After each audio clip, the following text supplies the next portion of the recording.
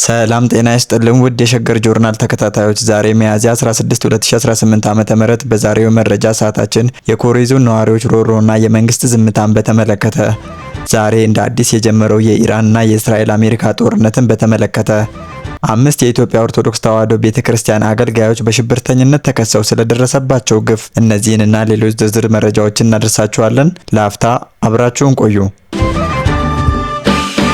በኢትዮጵያ ምድር ለዘመናት አብሮ የኖረ በደምና በማህበራዊ እሴቱ የተሳሰረ ህዝብ በፖለቲካዊ ሴራ እርስ በርሱ እንዲጋጭ መደረጉ እጅግ አሳዛኝ የታሪክ ጠባሳን እየጣለ ይገኛል። በተለይም በደቡብ ኢትዮጵያ ክልል በኮሬ ዞንና አዋሳኝ የኦሮሚያ ክልል ምዕራብ ጉጂ ዞን አካባቢዎች የሚስተዋሉ ግጭቶች ተራ የድንበር ይገባኛል ጥያቄ መሆኑ ቀርቶ ለንጹሃን የዕለት ተዕለት የሞት ድግስ ሆኗል። የዚህ ትርጉም አልባ ጦርነት ሰለባ የሆኑ ወገኖች ጩኸት አሁንም ሰሚ አላገኘም። የጎርካና ሳርመሌ ወረዳ ነዋሪዎች ከ2009 ዓ.ም ጀምሮ ላለፉት 9 ዓመታት በሰላም ወጥተው መግባት አቁመዋል። በአንድ ወቅት ለም የነበሩት የእርሻ ማሳዎች ዛሬ የደም መሬት ሆነዋል። ነዋሪዎች ለሸገር ጆርናል በሰጡት ምስክርነት አርሶ አደሩ ቀን በፀሐይ ተቃጥሎ ሊያርስ ሲመጣ እርሻው ላይ ጥይት ይቆለዋል። ከብት ጠባቂው ሕፃን ሳይቀር የጥቃት ኢላማ ሆኗል። ከሰሞኑ በጎርካ ወረዳ ጃሎ ቀበሌ የተፈጸመው ጥቃት የዚህ ተከታታይ ግፍ ማሳያ ነው። 2 ወጣቶች በአሰቃቂ ሁኔታ ህይወታቸውን ሲያጡ፣ ሌሎች 2 ደግሞ በጽኑ ቆስለው በሕክምና ላይ ይገኛሉ። ይህ ግድያ ቁጥር ብቻ ሳይሆን የአንድ ቤተሰብ ተስፋና የሀገር አምራች ኃይልና የወንድማማችነት ትስስር መቋረጡን ያሳያል። በየቀኑ አስከሬን መልቀም የለመዱ የአካባቢው ነዋሪዎች ለመኖር ያለን ተስፋ ተሟጣል፣ እኛ ለመሞት ተዘጋጅተናል የሚል በአሰቃቂ ተስፋ መቁረጥ ቃል እየተናገሩ ይገኛል። የዚህ ግጭት ሰለባ የሆኑ ነዋሪዎች እንደሚሉት ከኮሬ ዞን ወደ ዲላ የሚወስደው ወሳኝ መንገድ ከተዘጋ 9 ዓመታት ተቆጥሯል። ይህ መንገድ የአካባቢው የንግድና የማህበራዊ ትስስር የጀርባ አጥንት ነበረ። መንገዱ በመዘጋቱ ምክንያት ታካሚዎች ወደ ሆስፒታል መድረስ አይችሉም፣ አርሶ አደሩ ምርቱን ወደ ገበያ ማውጣት ተስኖታል ሲሉ በምሬት ይናገራሉ። ከ2009 ጀምሮ ጃሎና ዶርባዴ የተባሉ የ2 ቀበሌ ነዋሪዎች ሙሉ በሙሉ ተፈናቅሏል። ቤት ንብረታቸውን ጥለው ለስደት የተዳረጉ ዜጎች ቁጥር ከጊዜ ወደ ጊዜ እየጨመረ መጥቷል። ይህ በወንድማማች ህዝቦች መካከል የተቀነባበረ የሚመስል ግጭት የዜጎችን የመኖር መብት ከመንጠቅም አልፎ አካባቢያዊ ኢኮኖሚውን አሽመድምዶታል። በህዝብ ተወካዮች ምክር ቤት የኮሬ ዞን ተወካይ ዶክተር አወቀ አምዛዬ የሚናገሩት ሀቅ ይበልጥ አስደንጋጭ ነው። እንደ እርሳቸው ገለጻ እስካሁን ባለው ሂደት ከ400 በላይ ንጹሃን አርሶ አደሮች ተገድሏል። መንግስት ባለበት ሀገር ኮሬ ናቸው ተብሎ ከ50 ሺህ በላይ ህዝብ መፈናቀሉን ዶክተር አወቀ ይገልጻሉ። ይህ ቁጥር በአንድ ሉዓላዊ ሀገር ውስጥ የሚፈጸም መሆኑ እጅግ ያሳምማል። የታጠቁ ኃይሎች በጠራራ ፀሐይ ንጹሃንን እየገደሉ ከብት ንብረቶችን እየዘረፉና ህዝብን እያፈናቀሉ መንግስት ዝምታን መምረጡ ለብዙዎች ጥያቄ ይሆናል። ዶክተር አወቀ እንደሚሉት መንግስት ችግሩን ለመፍታት ፈቃደኛ ቢሆን ኖሮ ከዲላ 20 ኪሎ ሜትር ርቀት ላይ የሚገኘው ይህንን የታጠቀ ኃይል በ2 እና በ3 ቀናት ውስጥ ማጽዳት ይችል ነበረ። ይህ የሚያሳየው ችግሩ ከአቅም በላይ መሆኑን ሳይሆን መፍትሄ ለመስጠት ፍላጎት ማጣትን ነው ብለዋል። በአካባቢው የሚፈጸመው ጥቃት በማን እንደሚመራ በተመለከተ የሚሰጡ አስተያየቶች ግጭቱን ይበልጥ ውስብስብ ያደርጉታል። እንደ ዶክተር አወቀ ገለጻ አርሶ አደሮቹ ጥቃቱ የሚፈጸምባቸው በመንግስት ታጣቂዎች ነው የሚል እምነት አላቸው። ይህ አይነቱ ጥርጣሬ በህዝብና በመንግስት መካከል ያለውን እምነት የሚሸረሽር ነው። ወንድማማች ህዝቦች በመሬት ይገባኛል ሰበብ እንዲተላለቁ የሚደረገው ሴራ የኢትዮጵያን አንድነት የሚፈታተን ትልቅ አደጋ ነው። ጦርነቱ ርዕዮተ ዓለማዊ ሳይሆን ትርጉም አልባና የንጹሃንን ደም በከንቱ የሚያፈስ ነው። ዛሬ በኮሬ ዞን የሚሰማው የለቅሶ ድምጽ የሁላችንም ነው። አንደኛው ሌላኛው ወንድሙን የሚገድልበት፣ ጎረቤት ከጎረቤቱ ጋር የሚፈናቀልበት ይህ የጨለማ ዘመን ሊያበቃ ይገባል። መንግስት ዝምታውን ሰብሮ ለዜጎች ህይወት ዋስትና ሊሰጥ ይገባል። የኢትዮጵያ ህዝብ ከጦርነትና ከትርምስ ይልቅ ልማትና ሰላምን ይራባል። በኮሬ ዞን እየፈሰሰ ያለው የንጹሃን ደም ይቆም ዘንድ ፍትህና ተጠያቂነት ሊሰፍን ይገባል።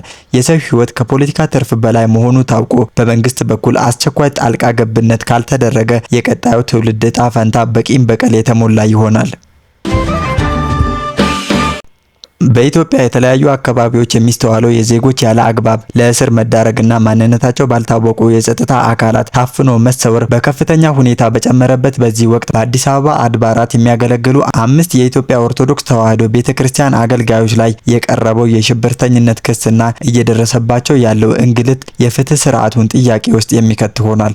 ባለፉት ጥቂት ቀናት ውስጥ በመላ አገሪቱ በርካታ ሰዎች የህግ ከለላ በሌለው መልኩ ሲቪል በለበሱ የጸጥታ ኃይሎች እየታፈኑ መወሰድ መውሰዳቸው እየተሰማ ባለበት ሁኔታ የፌዴራል ፖሊስ 5 የቤተክርስቲያን አገልጋዮችን በከባድ የሽብር ወንጀል ጠርጥሮ ፍርድ ቤት አቅርቧቸዋል። ፖሊስ ለፌዴራል ከፍተኛ ፍርድ ቤት ልደታ ምድብ አንደኛ የህገ መንግስትና የጸረ ሽብር ችሎት ባቀረበው ሪፖርት ተጠርጣሪዎቹ ከአልሸባብና አይኤስ ካሉ ዓለም አቀፍ የሽብር ቡድኖች ጋር ግንኙነት በመፍጠር በሶማሊያ የሽብር ስልጠና ወስደዋል የሚል እጅግ አስገራሚ ክስን አቅርበዋል። ይህ ክስ በሃይማኖታዊ ተቋማትና በህዝብ ዘንድ ትልቅ መደነቅን የፈጠረ ሲሆን ለዘመናት በአገሪቱ ሰላምና አንድነት ላይ ሲሰሩ የቆዩ የቤተክርስቲያን አገልጋዮች ከሃይማኖታዊ አስተምሯቸውም ሆነ ከማንነታቸው ጋር ፈጽሞ የማይገናኝ ጽንፈኛ የሽብር ቡድን ጋር በምን መልኩ ሊቆራኙ እንደሚችሉ ፖሊስ ያቀረበው መከራከሪያ ደካማ መሆኑን ታዛቢዎች ይናገራሉ። ተጠርጣሪዎቹ ለፍርድ ቤት የሰጡት ቃል በችሎቱ ተገኝተው የነበሩትን ሁሉ ያስለቀሰና የደረሰባቸው ግፍ የሚያጋልጥ ነበረ። አገልጋዮቹ በእምነታቸው ኦርቶዶክሳዊ መሆናቸውንና እድሜ ልካቸውን ቤተክርስቲያንን ሲያገለግሉ የኖሩ መሆናቸውን ገልጸው ከተባሉት የሽብር ቡድኖችም ሆነ ሶማሊያ የምትባል ሀገርን በስም እንጂ በአካል ተገኝተው እንደማያውቁ በምሬት ተናግረዋል። ይሁን እንጂ ከክሱ በበለጠ በታሳሪዎቹ ላይ የደረሰ ያለው የሰብአዊ መብት ጥሰት እጅግ ዘግናኝ ሆኖ ተገኝቷል። አገልጋዮቹ ለችሎቱ ሲያስረዱ ሌሊት ከታሰርንበት ክፍል በኃይል እየተወሰድን ፊታቸውን በጭንብል በሸፈኑ ታጣቂዎች እጅግ አስከፊ ድብደባ እየተፈጸመባቸው እንደሆነ አስረድተዋል። ከአልሸባብ ተልዕኮ ተቀብለናል ብለን እንድንፈርም በዱላና በስቃይ እንድንፈርም እየተገደድን ነው ሲሉ በለቅሶ ተናግረዋል። በተጨማሪም ፖሊስ የጠየቀው ተጨማሪ የምርመራ ቀጠሮ ማስረጃ ለማሰባሰብ ሳይሆን የደረሰባቸውን ድብደባ ጠባሳ ለመደበቅና በስቃይ የእምነት ቃል ለመቀበል መሆኑን አገልጋዮቹ ገልጸዋል። ይህ ቀጠሮ ከተሰጠ በቀጣይ በህይወት እንደማንገኝ እናውቃለን ሲሉ የገለጹት አገልጋዮቹ በኢትዮጵያ ውስጥ የሚታየው የፍትህ መጓደልና የሰብአዊ መብት አያያዝ ቁልቁል መውረድን በግልጽ ያሳያል። ፍርድ ቤቱ በተጠርጣሪዎቹ ላይ የደረሰው ድርጊት አግባብ አይደለም ቢልም ፖሊስ ላቀረበው ተጨማሪ የምርመራ ጊዜ ፍቃድ ሰጥቷል። ይህ ውሳኔ በሰብአዊ መብት ተሟጋቾች ዘንድ ግልጽ የህግ ጥሰት ባለበት ሁኔታ ለፖሊስ ተጨማሪ ጊዜ መሰጠቱ ግፉ እንዲቀጥል እንደ መፍቀድ ይቆጠራል የሚል ትችትን አስከትሏል። እነዚህ 5 አገልጋዮች በአዲስ አበባ ሀገረ ስብከት ስር በሚገኙ በተለያዩ አጥቢያ ቤተክርስቲያናት ውስጥ የሚያገለግሉ በመሆናቸው ድርጊቱ በምዕመኑ ዘንድ ትልቅ ስጋትና ቁጣን ፈጥሯል። መንፈሳዊ አገልግሎት የሚሰጡ አባቶች እንዲህ ላለ አስከፊ ስቃይና ያልተገባ ስም ማጥፋት መዳረጋቸው በሀገሪቱ ያለውን የህግ የበላይነት መጥፋትና የዜጎችን ደህንነት አደጋ ላይ ለመውደቅ እንደ ማሳያ ተወስዷል። በፍትህ ስም የሚፈጸሙ መሰሪ ተግባራትና በዜጎች ላይ የሚደርሰው ስቃይ በሀገሪቱ ሊመጣ የሚችለው ማህበራዊ ቀውስ ይበልጥ ያባብሰዋል። አገልጋዮቹ የጠየቁት ፍትህ እንጂ ርህራሄን አይደለም። በታሳሪዎች ላይ የሚፈጸም ድብደባና በግዳጅ የእምነት ቃል እንዲሰጡ ማድረግ በኢትዮጵያ ህግም ሆነ በዓለም አቀፍ ስምምነቶች የተከለከለ ሆኖ ሳለ በቤተ ክርስቲያን አገልጋዮች ላይ እንዲህ ያለ ግፍ መፈጸሙ የታሪክ ጠባሳ ሆኖ ይቆያል። የሰብአዊ መብት ተሟጋች ድርጅቶችና የሚመለከታቸው አካላት ጉዳዩን በጥብቅ እንዲከታተሉት ጥሪ ቀርቧል። በመካከለኛው ምስራቅ ያለው የጂኦፖለቲካ ውጥረት ወደ አዲስ ምዕራፍ መሸጋገሩን የሚያሳዩ ክስተቶች በዝርዝር እየወጡ ይገኛሉ። ዩናይትድ ስቴትስ ባለፉት 10 ዓመታት ታይቶ በማይታወቅ መልኩ ግዙፍ ወታደራዊ ክምችቶችን ያከናወነች ሲሆን እስራኤል በበኩሏ በኢራን ላይ የከረረ ዛቻን መሰንዘሯን ቀጥላለች። ይህ በእንዲህ እንዳለ በኢራን ዋና ከተማ ቴሄራን የፍንዳታ ድምጾች መሰማታቸው ቀጠናው ወደ ለየለት ጦርነት እያመራ ነው የሚል ስጋትን አንግሷል። የአሜሪካ መከላከያ ሚኒስቴር መስሪያ ቤት ፔንታጎን ይፋ ባደረገው መረጃ መሰረት ዩኤስኤስ ጆርጅ ኤች.ደብሊው ቡሽ የተሰኘች ግዙፍ የአውሮፕላን ተሸካሚ የጦር መርከብ የህንድ ውቅያኖስን በማቋረጥ በማዕከላዊ እዝ ሴንትራል ኮማንድ የኃላፊነት ክልል ውስጥ መግባቷ ተረጋግጧል። ይህ ስምሪት አሜሪካ ከ10 ዓመታት በኋላ ለመጀመሪያ ጊዜ 3 ግዙፍ ተዋጊ አውሮፕላን ተሸካሚ መርከቦችን በመካከለኛው ምስራቅ ቀጠና በአንድ ጊዜ እንድታሰማራ አድርጓል። ወታደራዊ ተንታኞች እንደሚሉት የሎጂስቲክስ እንቅስቃሴ ካለፉት ጊዜያት ጋር ሲነጻጸር በከፍተኛ ሁኔታ ጨምሯል። የተኩስ አቁም ስምምነቱ ተግባራዊ ከሆነበት ጊዜ ጀምሮ የአሜሪካ ጦር ከ850 በላይ የሎጂስቲክስ በረራዎችን ወደ ቀጠናው አከናውኗል። ይህ ቁጥር ጦርነቱ ከመጀመሩ በፊት በነበሩት 3 ሳምንታት ውስጥ ከተመዘገበው 550 በረራዎች ጋር ሲነጻጸር የ57 በመቶ ጭማሪ አሳይቷል።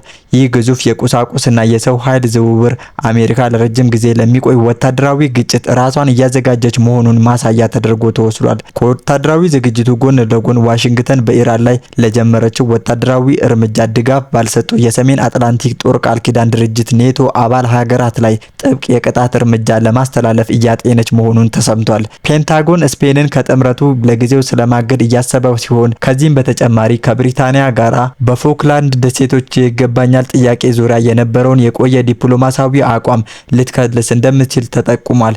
ይህ እርምጃ በአሜሪካና በአውሮፓ አጋሮቿ መካከል ያለው ግንኙነት ይበልጥ ሊያሻክረው እንደሚችል ተገምቷል። የእስራኤል ጠቅላይ ሚኒስትር ቤንያሚን ኔታንያሁ የኢራን የኒውክሌር መርሃ ግብር ለዓለም አቀፍ ደህንነት ከፍተኛ ስጋት መሆኑን በድጋሚ ገልጸዋል። እስራኤል ኢራን የኒውክሌር ኃይል እንዳይኖራት ማንኛውንም አይነት ወታደራዊ እርምጃ ለመውሰድ ወደ ኋላ እንደማትል አረጋግጠዋል። የመከላከያ ሚኒስቴሩ እስራኤል ካትዝ በበኩላቸው የኢራንን የኢነርጂ የኤሌክትሪክና የምጣኔ ሀብት መሰረተ ልማቶች ኢላማ በማድረግ ሀገሪቱን ወደ ድንጋይ ዘመን የመመለስ አቅም እንዳላቸው በመግለጽ በይፋ ዝተዋል። ይህንን ተከትሎ በቴህራን ከፍተኛ የፍንዳታ ድምጽና የጸረ አየር መቃወሚያዎች ተኩስ መሰማታቸው የሁኔታውን አሳሳቢነት ጨምሮታል። መህር ኒውስ እንደዘገበው በቴህራን ሰማይ ላይ የሚታየው ብልጭልጭታና ድምጽ ከእስራኤል ወታደራዊ ጥቃቶች ጋር የተያያዘ ሊሆን እንደሚችል ቢገመትም ቴህራን ለሚሰነዘርባት ማንኛውም ጥቃት ተመጣጣኝና ጠንካራ ምላሽ ለመስጠት መዘጋጀቷን አስታውቃለች። በሌላ በኩል ኢራን በስትራቴጂካዊ የሆርሙዝ ሰርጥ የሚያልፉ የንግድ መርከቦች ላይ የጣለችው አዲስ የጉዞ ታሪፍ ተግባራዊ በማድረግ የመጀመሪያውን ገቢ መሰብሰብ መጀመሯን ገልጻለች። ይህ እርምጃ በዓለም አቀፍ የነዳጅ ገበያ ላይ ከፍተኛ የዋጋ ንረት ሊያስከትል እንደሚችልና የዓለምን የንግድ መስመር ሊያስተጓጉል እንደሚችል የጂኦፖለቲካ ተንታኞች ስጋታቸውን እየገለጹ ነው። በአጠቃላይ በመካከለኛው ምስራቅ እየታየ ያለው ወታደራዊ ትንኮሳ፣ የኢኮኖሚ ጦርነትና የዲፕሎማሲ ሽኩቻ ቀጠናውን ወደማይታወቅ አደጋ እየገፋው ይገኛል። ዓለም አቀፉ ማህበረሰብ ሁኔታው ሳይባባስ ወደ ሰላማዊ ድርድር እንዲመጡ ጥሪ ያቀረበ ቢሆንም በመሬት ላይ ያለው እውነታ ግን ለለየለት ጦርነት የቀረበ ይመስላል። ውድ አድማጭ ተመልካቾቻችን ለዛሬ ያሰናዳንላችሁ መረጃዎቻችን እኚህን ይመስሉ ነበር። አብራችሁን ስለቆያችሁ ከልብ እናመሰግናለን።